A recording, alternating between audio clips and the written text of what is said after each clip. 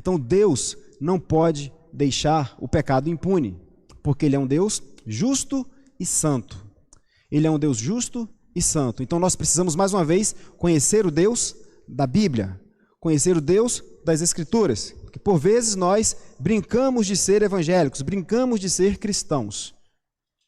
Estamos correndo sérios riscos porque nós não conhecemos o Deus da Bíblia. Nós não conhecemos o Deus da Bíblia. Achamos por diversas vezes que determinadas coisas que fazemos ou deixamos de fazer não tem nada a ver. Então nós precisamos conhecer a vontade de Deus à luz da Bíblia Sagrada, daquilo que Ele se revelou para nós.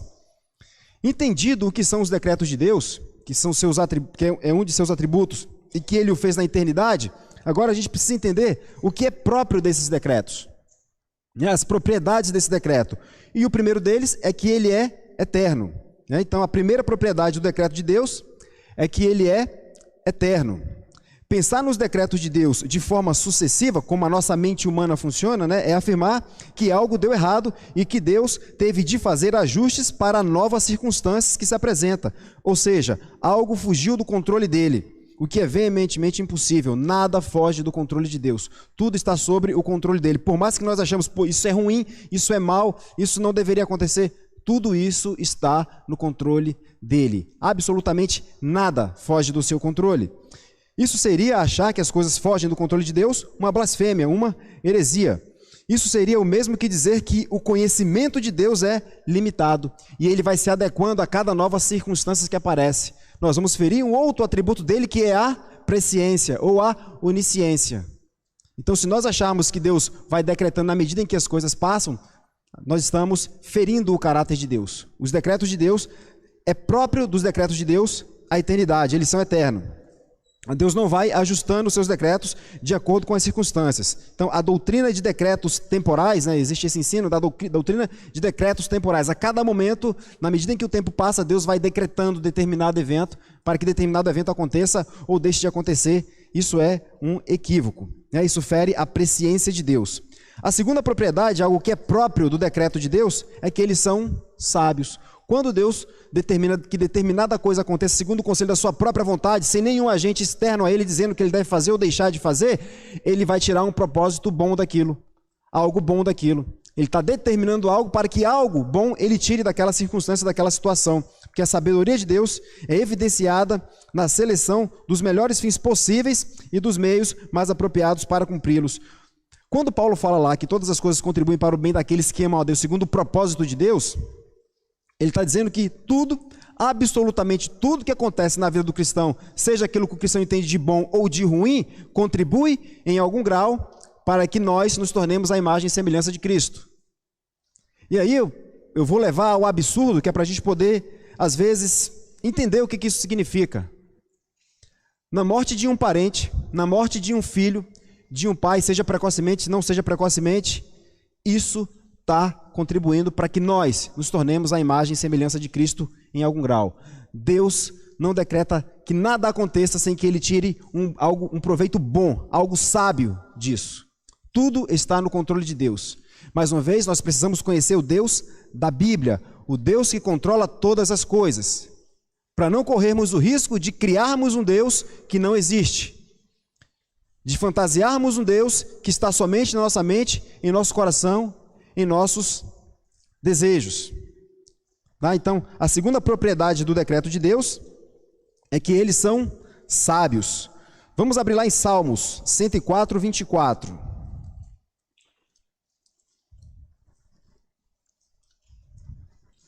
Salmos 104, 24.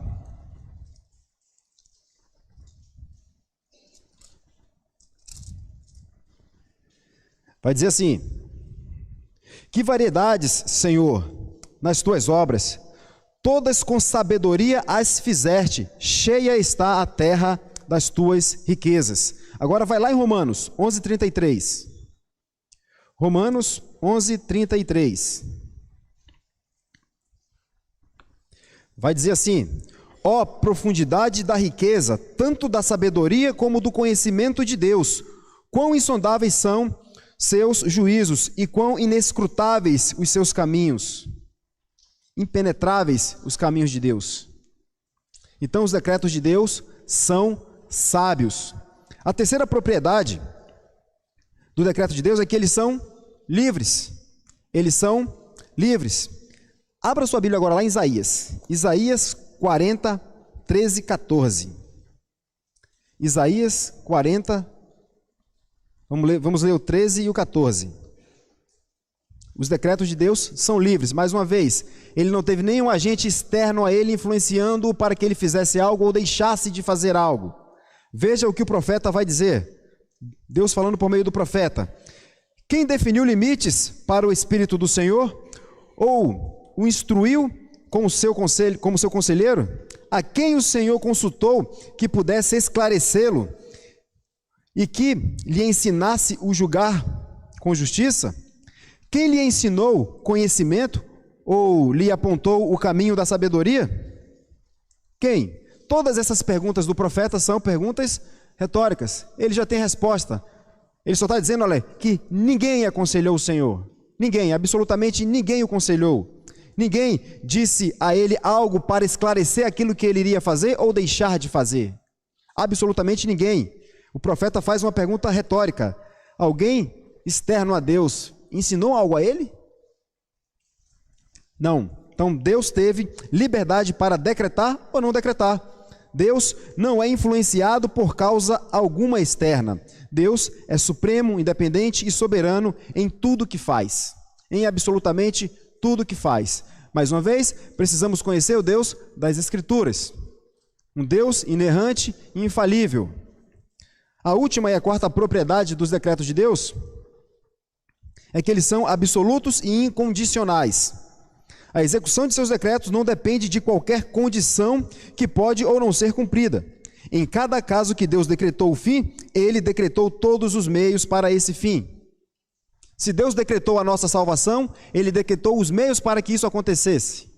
Ele decretou os meios para que isso acontecesse. Um dos meios, ou o único meio, é o seu próprio Filho, Jesus Cristo. O mesmo Deus que decretou a salvação de seus eleitos, decretou produzir neles fé. A fé vem de quem? De Deus. É Ele que nos dá. Se nós somos salvos por meio da fé em Cristo Jesus, na obra de Cristo Jesus, quem é que vai nos dar essa fé? O próprio Deus, porque Ele produz os meios para que isso aconteça. Para que isso aconteça. Então, seu propósito permanecerá de pé. Ele faz tudo o que lhe agrada. Isaías 46, 10. Os decretos de Deus não estão condicionados a uma ação externa para serem cumpridos. Eles são absolutos e incondicionais. Tudo é feito pelo propósito da sua vontade. Pelo propósito da sua vontade. E aí pode ter alguns irmãos pensando, poxa, mas então nós somos robôs, será? Será que nós somos robôs? Não, nós não somos robôs, nós vamos ver isso quando falarmos do aspecto preceptivo da vontade de Deus. Tá? Então o aspecto decretivo, para a gente caminhar para o final dessa primeira parte, e o tempo já está indo embora. Toda a Escritura está permeada desse aspecto decretivo da vontade de Deus. Observemos alguns textos. Isaías 46, 9 até o 11. Isaías 46, 9 a 11. Lembrai-vos das coisas passadas, da antiguidade, que eu sou Deus e não há outro. Eu sou Deus e não há outro semelhante a mim. Que desde o princípio anuncio o que há de acontecer, e desde a antiguidade as coisas que ainda não sucederam. Que digo, o meu conselho permanecerá de pé, farei toda a minha vontade. Que chamo a ave de rapina desde o Oriente, e de uma terra longínqua o homem do meu conselho. Eu disse, eu também o cumprirei. Tomei este propósito, também o executarei. Os planos de Deus, né, como vai dizer lá em Jó, não podem ser frustrados, não são frustrados. Tudo aquilo que Deus decretou fazer, Ele vai fazer. Ele vai fazer por quê?